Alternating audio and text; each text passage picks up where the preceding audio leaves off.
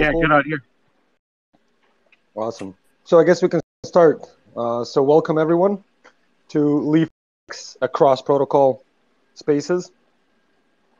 With us are our dear guests Nick and Corpy, technical lead and product strategist for Across. Welcome. Thanks for having us. Yeah, thank you. So Krem, take the stage. All right, Cram will take the stage. Nick and Corpy, welcome to LI.FI's Let's Talk Cross-Chain interview series. So can we just start with maybe some basic introductions, who y'all are and what you do at Across? Yeah, sounds good. I'll go first. So I'm Nick. I'm the technical lead at Across. I guess also in parallel, I'm writing contracts for UMA protocol, and Across is one of the projects that we're working on, and I'm taking charge of the technical side of Across specifically. So I write Solidity day to day, and then the code that interacts with the smart contracts. So a lot of our stack is written in TypeScript, and then we have front end and middleware engineers also who take some of the smart contract stuff I write and turn it into usable and pretty stuff on the front end. A lot of my day-to-day, I guess, is just thinking of edge cases where the smart contract system can fail, and then working on the automated bot system that our Across is heavily relying on. I'm Corpy, and I do product strategy at Across. And my goal is to make sure that Across has the best bridge product out there. From the technical side, Nick's team does awesome stuff, and the technology is super cool. And we see it in the usability, and that we're able to maintain very low fees, particularly on the larger transfers. And we can get into that more later. But my background is in market making in like TradFi space. So I've really enjoyed kind of thinking about this problem because it's very similar to a classic market making problem. I mean, bridging is largely just about it's moving assets around, but also it's matching off people that want to go one direction with people that want to go another direction, and trying to be efficient with how you do that, and then translate those efficiencies into lower fees for the users and a better experience. So yeah, I'm just constantly racking my brain trying to figure out what we can do better, and how to make our product great and the experience good for all users. Yeah, I have to say, so I wrote a deep dive for Across on LI.FI's behalf probably a month or two ago, and I was just kind of blown away at you took a different perspective for building a bridge than what we normally see when we see, lock and mint structures for the place, whereas Across is something kind of totally different. And would y'all kind of walk us through the origins and development history of Across, like specifically how it came about from the optimistic Oracle from UMA? Yeah. So the original motive of Across was similar to some of our older financial derivatives. Originally, UMA was a synthetic contract. We were trying to build synthetic indices, like something that could track like the S&P, or at one point we made this meme contract that would track like the number of poops in San Francisco. Like the idea is like you could track like very arbitrary complex things in crypto without having to like trade the stock for it. So when we were trying to solve that problem, we realized that we needed an oracle that could resolve these price indexes that were not obvious. So one of our strategies was to try to create the actual end contracts that would showcase the power of the optimistic oracle. And originally we were doing financial contracts. Some of them were like sort of like stable coins like DAI, where you need to know the price of the collateral relative to the debt, and that's a good example of using an optimistic oracle. But we also wanted to showcase that you didn't just have to do price financial contracts. So one example was we thought you could do some sort of insured bridge where, very simply, if you wanted to cross chains, also this was in summer 2021, I think, when Optimism and Arbitrum were either just rolled out or not fully live yet. And so we knew that there would be a lot of people who would be stuck in the 7-day withdrawal window getting from Optimism to mainnet, and there would have to be some solution to get through it faster. So one idea was to come up with some sort of like insured order book where someone could say, I want to send funds from L2 to L1, and I'm going to provably like lock them up on the L2 side. And to do that, I'm going to emit some sort of event that's forever on the blockchain. And then I'll allow anyone else to pick up an order ticket and fill it on the other side. And then, so they would basically be fronting me money and they would get paid back after 7 days. And the reason why we used optimistic oracles, you need to know whether that relay was filled exactly. So was the amount sent less fees to the correct recipient within some sort of timestamp and all these other parameters that are not very easy to prove if you just have like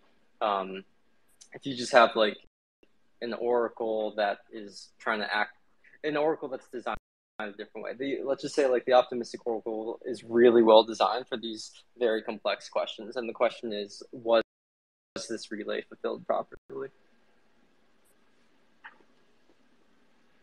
Yeah, and so can you, before we kind of dive into more of Across, I just want to make sure people understand like how the optimistic oracle works in the context of Across. Where it, if someone disputes a transaction, what happens through the optimistic oracle? Yeah. So if someone disputes a relay, then, or someone disputes a relay or a refund for a relayer, then what will happen is that that relay will be snapshotted, like the state of the relay at the time and the disputer's alleged information will be bubbled up to the UMA DBM, which is a set of UMA token holders who vote and resolve whether the dispute was correct or not. In parallel, the relay Across is designed in such a way that in parallel that relay can be resent. So the user may never know that the relay was disputed, but the relayer is the one who's taking on the risk. And if they send the relay incorrectly, then they will basically go to the UMA settlement court to decide who gets paid out.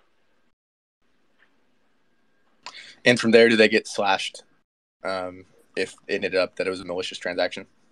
Yep, exactly. Yep. Or the disputer gets slashed if the disputer was wrong.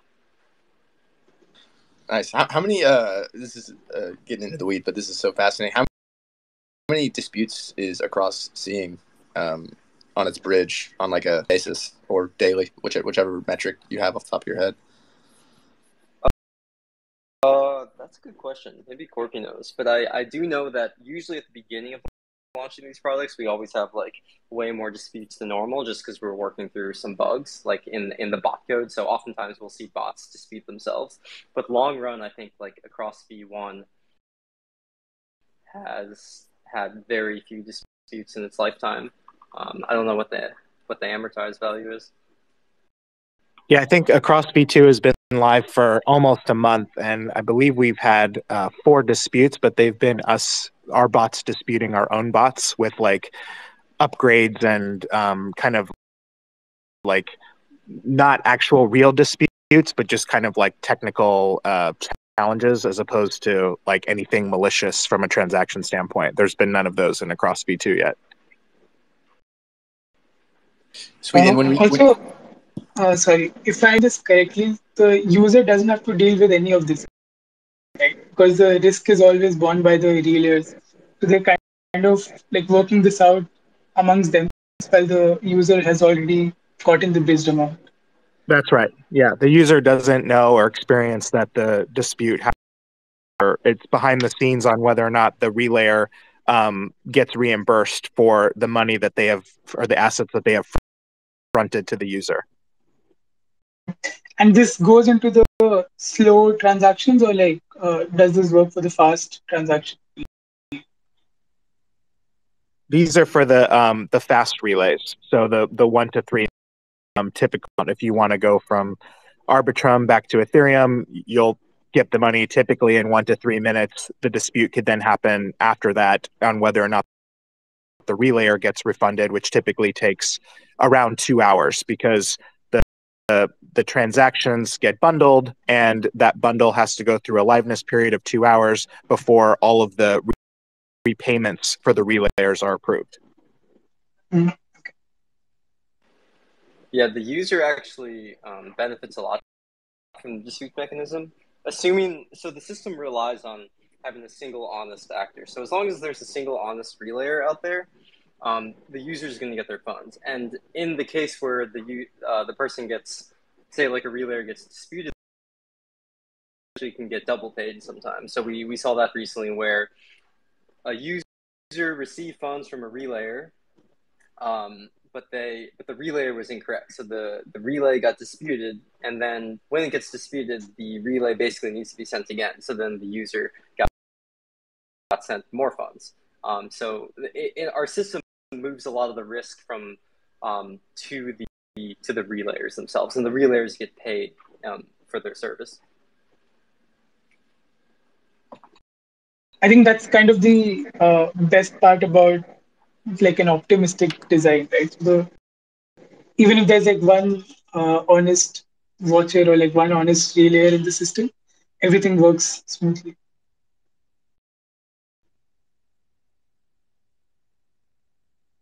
Yeah. So I have a question. You noted that as long as there's one honest relayer watching these transactions, disputing malicious transactions, then the network is essentially secured. Who's running the relayers? I think the documentation says that it's all botted, the relayers. Can you just talk a little bit about that process? Yeah, so anyone can run a relayer, and you need enough WETH to pay a bond. So I think that's half a WETH, and you don't pay that per relay. You're just basically locking that up to secure your relay.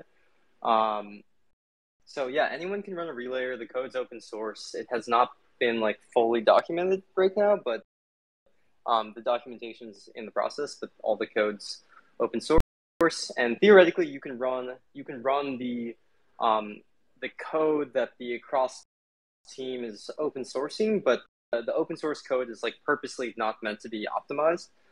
It should be improved on. It's just sort of a starting point. Like you could basically submit relays or manually dispute stuff, and we imagine in the future people might write their own front ends to allow other people to propose and dispute. And so the bots that our team specifically runs are very slow. Relative, like they could be improved a lot faster, and you could compete on fees longer term. Like right now, we charge like a very the fees are very cheap, but it could be improved even more if you want to win more of the relays. It's just meant to be sort of a fallback long term. Oh, interesting. So y'all are kind of keeping it slow to incentivize more people to run relayers. Is that kind of what it sounds like? Yeah, I mean it's still like pretty fast right now, but it definitely could be faster. Like there's an opportunity for someone to beat us to every single relay if they wanted to. One West. That sounds pretty cheap right now. I might have to go do some research after this. Yeah, and so far it's been pretty profitable. Yeah, and because like V2 improves on V1 a lot, where the protocol allows you to batch a bunch of transactions together. So in we can get more into this later, but one of the core differences between V1 and V2 is that in V1 every relay could be disputed. So the relayer was sending a lot more transactions, where in V2 you can bundle up a bunch of transactions and you can basically get a lot more fees into a single transaction. I think you're like kind of touching upon this as well, but like I read that Across V2 is highly capital efficient. So can you maybe tell the listeners about what capital efficiency really means? for bridges and how across V2 is just highly capital efficient. Yeah, I can take that one. So in across V2, we have all of the liquidity pool assets basically stored on mainnet. And behind the scenes, they're sort of moved around where they need to go to the various L2s to make sure that the system operates. So we don't need like super deep liquidity pools on all of the relevant chains, which you can see sometimes, like if you have 10 assets and 5 different chains, L1 plus L2s, and you need deep liquidity in all of those locations because you're using an AMM or some type of swapping bridge, then you need like 10x the amount of liquidity because it's spread in all of those different places. We have it all centralized in what we call the hub pool, and there's spokes which are on the different L2s that push and pull money from the hub pool kind of as needed. So from a capital efficiency standpoint, it's much better. And the way that our relayer works is we have relayer assets on these chains, and the relayer basically needs to hold enough assets to support 2 hours worth of transfers, because every 2 hours the relayer is going to be paid back or reimbursed for the assets that it's moved from the liquidity pool. So assuming you have enough depth in your liquidity pools, you need enough money in the relayer network to only support 2 hours worth of transactions. And so you can keep a much smaller amount. I mean, just simple math, if you assume that the transactions are evenly distributed throughout the day, you only need like 1/12 in your relayer because you can turn that over every 2 hours. Now, you don't actually have the transactions evenly distributed throughout the day, but you that something like only 10% or less of what you have in your liquidity pools you need in the relayer to support single transactions or bunches of transactions that can happen on 2-hour windows. And just to clarify, where are those 2-hour windows coming from? So the 2-hour window is the way it works is if you want to, if the relayer fronts you some assets on your destination chain, the relayer does not get paid back those assets until a bundle has been submitted to what we call liveness, or basically it's a proposal to be repaid. That needs to go through like a 2-hour liveness or like dispute period where anyone can say I disputed, I disagree. After that 2-hour period, when it's not disputed, then the funds are distributed and the relayers are repaid for the assets that they fronted to users. Okay, got it. Also, so you can tell Arjun is definitely our researcher. He just like hopped right into capital efficiency before asking about the difference between V1 to V2. But so y'all just launched across V2. Can you just kind of outline the new capabilities across V2? Yeah. So what we just talked about. Yeah. Basically the design is just kind of different, where we have these the hub and spoke model, and which essentially, well, to take a step back, and across V1 you could only bridge assets from L2s to L1. It was just a fast bridge. So now in across V2 you can go the other direction. You can go from L1 to L2. You can also go between L2s. So the routes are much different. And then we added Polygon as a new chain. Those are the main changes that a user would experience. Across V1 was fast and cheap. Across V2 is fast and cheap and secure. The same things, but we now have, as I said, more routes and a different chain. I guess those are the main, like we can go into different parts of that, but those are the main differences. So in V1, like, why were you so focused on L2 to L1 transfers and not anything else? Because I think like every other bridge was supporting all the different routes. But when I thought about across, it was always like a specialized route, which is good in the sense that I always got a good route and like good rates. So is that your reasoning, or like where did that come from? So that the, the reason that happened is because that's kind of the hard transfer. That's like the pain point. If you want to do L2 to L1 using the canonical bridge or the native bridge, whatever you want to call it, on Optimism and an Arbitrum, you're going to have your funds locked up for 7 to 8 days. If you wanted to go from L1 to L2 on Arbitrum or Optimism or Polygon, it's not that long of a transaction. It's relatively quick on the native bridges. So it's hard, I think, to have like a competitive advantage, like time-wise. Some people care about 1 to 3 minutes versus 30 minutes. Maybe others don't.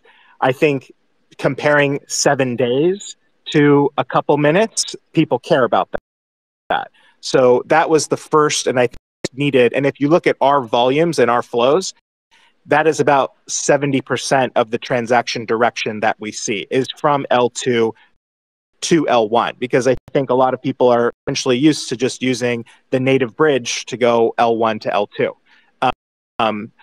The L1 to L2 flow is actually like the most valuable flow, the most valuable transfers that we could have as a bridge, because if you think about it, what we're doing behind the scenes is we are, if a user wants to go from L2 to L1, we basically, use the relayer, give them the money. The relayer gets paid back in 2 hours from the liquidity pool, which gets paid back in 7 days once the funds actually travel over the native bridge. So our liquidity pool investors, or people that put tokens in our liquidity pool, are giving 7-day loans in return for money, APY. And so we basically are, facilitating a lot of day loans for our liquidity pool holders. Now, if we actually get the offsetting direction, if we can get users that want to go from L1 to L2 on our bridge, that is effectively a fast exit for us, right? Because we basically, they are to L1 where we want it, and they are taking money out on L2 where we have it. It's the offset to the other side of the fast exit. So we're toying around with different kind of pricing models and incentives to, potentially encourage this, because that essentially helps us get even more efficient with our capital, because now we don't even need to use the 7-day bridge anymore. We can offset one user that wants to go L1 to L2 with a different user that wants to go L2 to L1, which is super cool. And I think, like you mentioned, you're kind of solving the hard problem of bridging from L2 to L1. So do you think that's the reason that you see like higher average transfers, like by volumes or amount? I think so. Yeah, I think because people that want to go L1 to L2, they don't necessarily need to Across.2 or our competitors or a bridge aggregator to do that transfer. They can just go to Arbitrum or Optimism and have a relatively decent experience. Particularly like Optimism has this I forget what they call it. It's like a gas subsidy for transfers, I think a half ETH or smaller. So if you wanted to just move a half ETH from mainnet to Optimism, the gas, they subsidize the gas. They have it's called like Very Rapid or something, where it's like super cheap to do that. And so, I think the onboarding side, the fast bridges or the third-party bridges have less of a competitive advantage to the native bridges.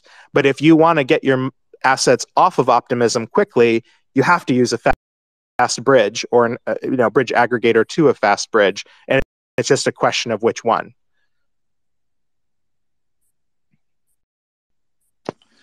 Okay. So this is interesting. The capital efficiency section of this talk has been awesome. So is Across expanding to new chains limited by capital efficiency, or are you just waiting for more optimistic chains to pop up? How does choosing which chain you're launching on next go at Across?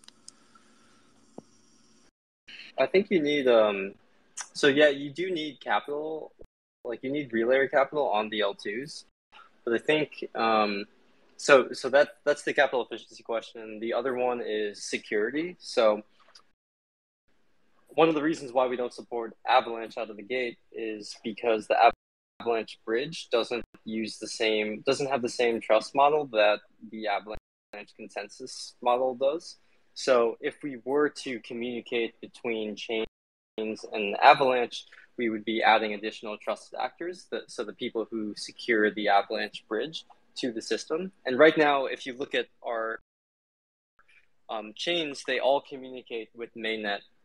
So Polygon, Optimism, Arbitrum, Boba, they all communicate to mainnet with a trustless bridge. And when I say trustless, I mean that the security is not any different from the security of the layer 2 consensus model itself. But but Avalanche to mainnet has like a different trust model. And I'm not trying to just pick on Avalanche. I think many other chains fall into this category, and we've tried to make the whole system trust minimized, which means the users only need to trust the consensus models of each of the L2s that they are using, plus the UMA DVM economic trust model, but we don't want to add additional multi-sigs to that.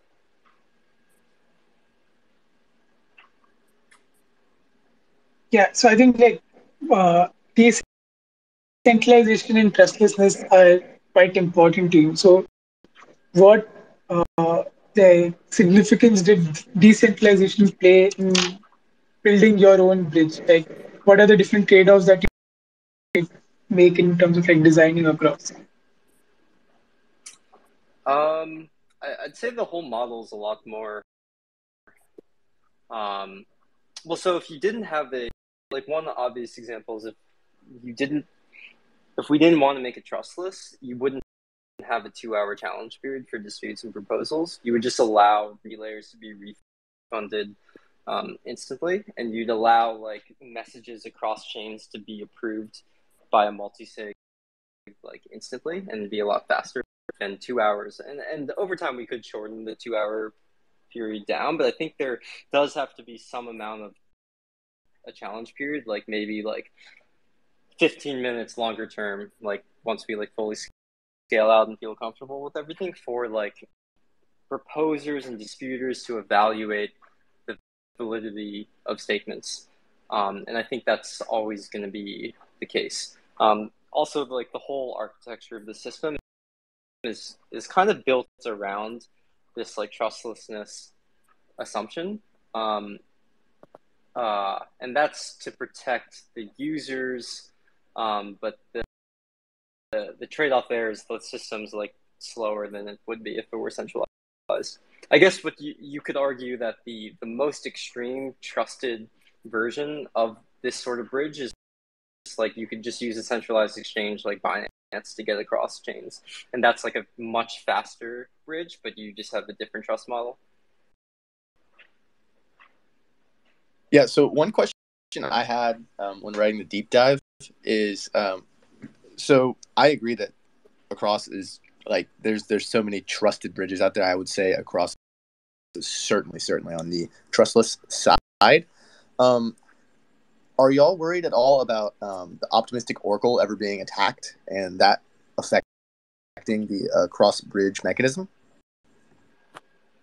Yeah, I mean that is a core assumption, and also I would say that so we're trust minimized because you're still trusting like the UMA DVM model, and I would say the optimistic oracle also relies on a single honest actor working on its behalf.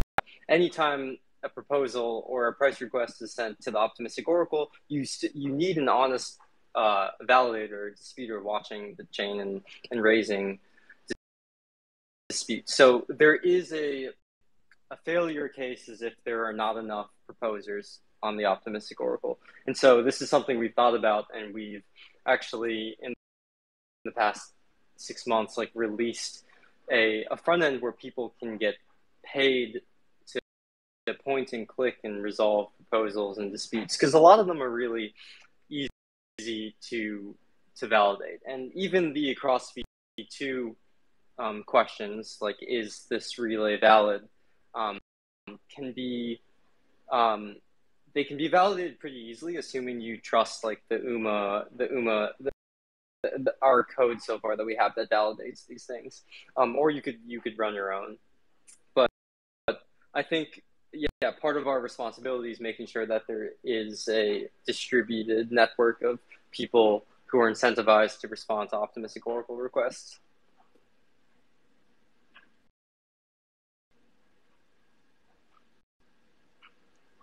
Beautiful. Okay, so I think we're going to move over to some easier stuff here in a second, like community and the question I'm sure you get in Discord all the time, win token. But before we do that, Arjun, do you have any other more technical questions you want to ask these guys? Not really technical, but like I read in one of your tweets, like where you mentioned how you've managed to basically attract the bigger volumes, like the bigger users, but for some reason the smaller users are not there yet on Across. So do you think now that you support L2 to L2 transfers, that will change? Maybe not. I think it's pretty similar to like the order book versus AMM debate. So like big users don't want to use AMMs because you're taking on slippage, and the slippage gets really bad at the tails. Whereas like with our system, it's a bit more of an order book model where you're going to be guaranteed a price, you just might not be guaranteed time. And we've seen that with some of like the whale transfers, they first want to know that their funds are safe. The second thing is that they don't necessarily care about having their funds immediately. They just care about getting a certain price. And you, with the across model, you sort of can guarantee a price, but you can't guarantee the time to fill. Whereas with the liquidity network bridges, you might get filled a lot faster, especially for really big transfers, but you might get a really bad price. Yeah, and just to add on to that, yeah, I think as Nick said, we have a bigger advantage on the larger transfers. Like if you wanted to move 500,000 DAI from Arbitrum or from Optimism to mainnet, I think we charge the user about $2,000 for that. And the only other bridge that can even support that is one of our competitors, and they charge, I think, like 8 or 10,000. So it's like 4x the amount. If you wanted to move 1,000 ETH from Arbitrum to mainnet, we charge around 2 ETH. Our competitors charge 6 or more. So, you know, I guess the advantage in dollar terms when ETH was 3,000 is more exciting to talk about than 1,000, but it's still thousands of dollars on these, you know, $1 million transfers or hundreds of thousands of dollar transfers that you can save with a cross. So I think there, as Nick said, it's like we have a competitive advantage that with our architecture, because we don't have this slippage that an AMM order book would have, we're able to just be much more competitive. Now, if you're talking about a 1 ETH transfer, you know, I think our charge is like 0.0001 and our competitors' charge is 0.0001. It's like roughly the same. You can't really go much cheaper, particularly when you're going to mainnet. Gas is a large percentage of the fee or portion of the fee, and that's something that every third-party bridge would have to pay. So it's harder to make the economic argument to the smaller users just because the dollars it's harder to differentiate yourself. So there, I think, you know, what we're working on, and I think is just being in more places, being in your aggregator, being, you know, like just have a cross on people's mind that when they think about bridging, they think about a cross. We're slightly newer than some of our competitors. Maybe that's it, but yeah, we're constantly just trying to build awareness and showcase that we have a great product. And and hope we get all sizes of users across the board. Yeah, by the way, I love your Twitter graphics that you keep posting for the competitive advantage. Like, I think they're super effective because they show your core strength very well, which is like offering much better routes in terms of like higher transaction volumes. Yeah, and we're able to offer like some L2 to L2 things that, like, if you need to move amount of boba, or if you need to move wrapped Bitcoin, like oftentimes we're the only bridge that supports it, and our fees are just like extremely low. It's not only our fees are low, but you can't really even do it on any other fast bridge. Like if you need to move wrapped Bitcoin off Optimism, there's no one else that can do it. So it's like kind of cool when once we support an asset or token, it can go between all of the chains that we support, assuming it's enabled. If it has a native representation on those chains, you can bridge it with across to and from those places, because we don't rely on having a wrapped Bitcoin pool on Optimism like some of our competitors might. So that's pretty neat from like a product standpoint that we're able to do those things. And like one other thing that I didn't mention earlier that is cool that we do is, so let's say that you want to bridge a token into a place where our relayer might not be sufficiently capitalized at that moment in time. We have like an inventory management system on our relayer behind the scenes that's dynamically allocating liquidity as needed. So if you wanted to bridge some ETH over to Optimism, and for whatever reason the relayer was running low on ETH on Optimism, we have a way to kind of shuffle funds around behind the scenes of the relayer's assets to be able to support those relays. So we're effectively, it goes under capital efficiency, that we're being even more efficient with capital by kind of allocating it in a real-time basis when and where it's needed. And then, like across V3, I can envision a world where we're also potentially like swapping or transferring tokens as well to facilitate bridging demands. Like if there's a big need for DAI, we have USDC on a chain, all via bot, we could somehow get that USDC into DAI to support that relay, to just make sure that the user experience continues to be fast and good. Yeah, totally makes sense. And another neat feature that you guys added in V2 was the netting feature, I think. So can you like tell us a bit more about the netting feature and what it is and how it works in the backend?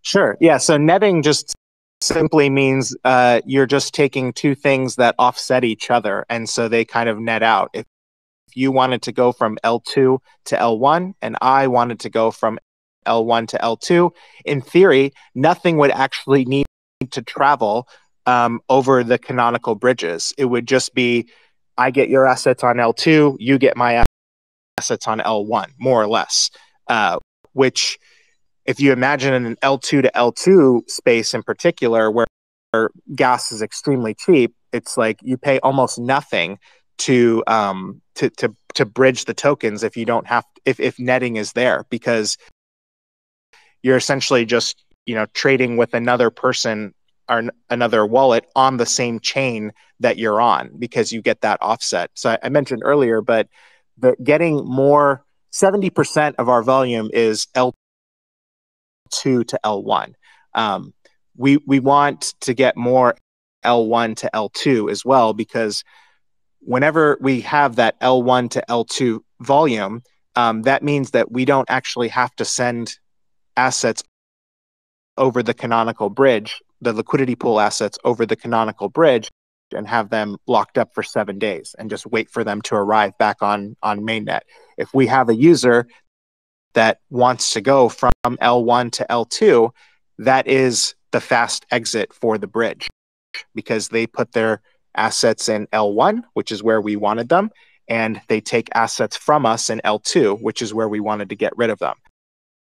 So with our hub and spoke model, where the liquidity pool assets are being moved around the various L2s, we have the ability with this offsetting flow to do this netting where it essentially just makes your capital even more efficient, where depositors into our liquidity pool, they're getting paid as if they're making 7-day loans all the time, but they're not actually making 7-day loans all the time. Sometimes they're doing even shorter loans than that. So imagine getting paid a fixed amount of money for a 7-day loan, but your capital was only tied up for 3 days, for example. You can actually do that twice, right? Because you could do it for 3 days, you could do it for another 3 days, and you're effectively doubling your APY, because on each transfer, you get paid a 7-day rate.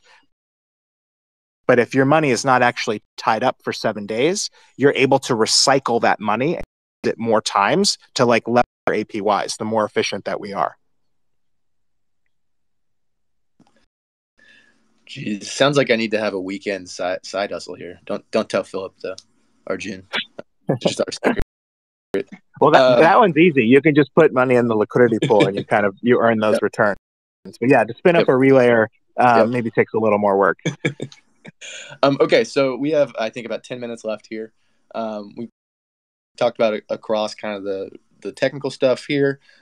Let's just talk about community, Win Token. And I've been in your Discord for a while. I think y'all have a fantastic community.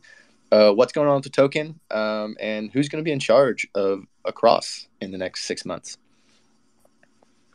So yeah, the plan for the token and the a DAO kind of managing across is in Q3 is kind of what we're aiming for. There's a lot of we want to do some cool things with our token that have never been done before with tokens that we're aware of. So there's been a decent amount of iteration and community input and development. One concept is this idea of reward locking, or reward locking, I guess is what we're calling it. And the idea there is that you actually, if you have assets in a liquidity pool and you're getting paid in the token as kind of an incentive for being in our liquidity pool, the longer that you go without claiming rewards, you earn a multiplier on your rewards rate. So let's say that the liquidity pool is paying a 5% APY in our token. If you've been in our liquidity pool for 3 months, for example, you're going to be earning a special APY of 10%, a 2x multiple on the base APY that everyone else is earning, as kind of like a loyalty and a thank you for being around for a longer period of time. Now, if you claim your reward, you're going to reset your multiplier back to base, and you're going to be earning the same APY as everyone else that just newly comes to the pool. So the longer you stay in, the higher rate you earn, with the goal of being, oh, okay, I put some money in across, I'm happy, and now I want to leave it there and leave my rewards there because I've earned a 3x multiple. So all the new money is only earning 5%, I'm earning 15%. This is great. So kind of like developing that contract and figuring out how it'll work was some work that we've been doing. We also have an idea to launch a referral program as well, which will be kind of paid for with the token. And the way that will work is, if I send someone a link to go to a cross, I can append my wallet address at the end of that link, and anyone that uses a cross from that link, I will be linked as their earner, and I will be earning a percentage of all of their bridge fees that they pay. So if they pay $1,000 in bridge fees, I could be earning, I think, between 40 and 60% of their bridge fees as a reward stream for me. So the goal there is to have this grassroots. Anyone can be a salesperson for a cross. Anyone can spin up a referral link and send it to whomever they would like. And as long as the person doesn't click on a new referral link, that referrer will earn a percentage of that lifetime bridge fees from that individual that they referred to across. Now, you can also refer yourself. So it's also a way of getting discounted bridge fees or getting rebates back in the token if you just put your own address at the end of a referral link. So yeah, like cool things that have existed in other that we have not seen in bridges at all. This idea of like the program and like the multiplier system on rewards have been things that like we've been iterating on and thinking and developing, and so that's kind of why I guess things have quote been delayed. But we're optimistic that like Q3 token will be launched, and the goal there you talked about who's running across, it would be the token holders. So like the DAO, that whole thing. But we have people in the community that are working on governance structure and all of that, but it's to come. That is how do aggregators like LI.FI get in on the fees? Because there sounds like a lot of fees going on, like referral fees. So an aggregator, however, I mean, I guess if it's probably from a technical standpoint, I guess you're not actually sending people to our front end. You're calling the contracts directly. But there must be a way that you could essentially append a wallet address on the end of the calls and then be getting credit in the same way for sending people to across. Okay, we may have to talk about it later. But that is some bear market alpha right there that popped on those tokenomics. Or just curious, are y'all planning on doing anything cross chain with the token? Just because, or is it going to be on Ethereum mainnet for now? Mainnet for now is the plan. Cool. Okay, I think we're about out of questions here. We said 30 minutes, but I think we're going to go 45. Arjun, do you have your one last question you want to get out there? Yeah, I mean, I just want to ask, what are your views on bridge aggregate? And have you guys like thought about optimizing for aggregators as you're like directly competing with other bridges? So is this a thought like because you're competing with all the other bridges in the ecosystem, do you kind of have to do better than the others to be preferred by aggregators like LI.FI? So I personally think that like bridge aggregators in the like I don't know on what time frame, 1 year 2 years forward are going to dominate bridging volume. I think that it makes sense for it to go that. I think right now aggregators are not doing the lion's share of bridging volume, and maybe that's because bridging is, I don't know, everything's new, but somewhat newer, and maybe it's not completely fungible. People have different products. We think ours is the best. Other people probably think theirs is the best, but like probably once you get more comfortable that a bridge is safe and been around for a long time, and you might be indifferent between using a cross or 2 or 3 others, as much as that hurts our feelings, it's reality. A bridge aggregator is going to be the simplest, easiest way to go to a single source and know that you're getting like the best price. It's like real-time price shopping, real-time comparison, where you put in your transfer and everyone bids on it in real time of the cheapest that they're willing to do it, or the fastest, whatever you want to iterate on. So I think that bridge aggregators are going to continue to grow in popularity. We're happy to be on them. Super excited to be on yours shortly, because I think that I personally think it's just going to head that direction and take up at least 50% of the volume that we see in like all bridging transactions, which now I think across the board in the EVM space is something on the order of 50, 60 million a day. I could just see that doubling, tripling, and growing as well. So there's a lot of tokens to bridge, and we're super excited to have a cool product, but also be a part of as many aggregators as we can. Beautiful. And so before we leave, do y'all want to add anything else on what we might see in the next year from across, maybe from V3? I know that y'all mentioned NFT bridging the other day in an article, and then we'll head out.